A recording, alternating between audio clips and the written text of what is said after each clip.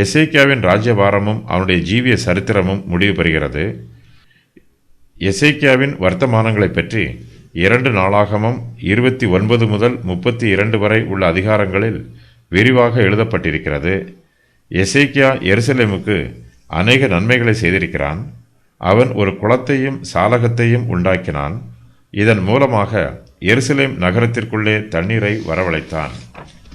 எசேக்கியா தன் பிதாக்களோட நித்திரை அடைந்த பின் அவன் குமாரனாகிய மனாசே அவன் ஸ்தானத்தில் ராஜாவாகிறான். எசேக்கியாவின் தகப்பனாகிய ஆகாஸ் ஒரு துன்மார்க்கன். துன்மார்க்கனுக்கு பிறந்த எசேக்கியா பக்தி உள்ளவனாய் இருக்கிறான். எசேக்கியாவின் குமாரனாகிய மனாசே ஒரு துன்மார்க்கன். எசேக்கியாவின் தகப்பனாகிய ஆகாசும் குமாரனாகிய மனாசேயும் துன்மார்க்கராய் இருக்கிறார்கள். நம்முடைய பெற்றோர் அவிசுவாசிகளாகவும் கர்த்தருக்கு பயப்படாதவர்களாகவும் ஜீவித்தாலும் நாம் கர்த்தருக்கு பயந்து ஜீவிப்பதற்கு வாய்ப்புள்ளது. நாம் கர்த்தருடைய கிருபையை பெற்றுக்கொண்டு அவருடைய வழியிலே நடக்க வேண்டும்.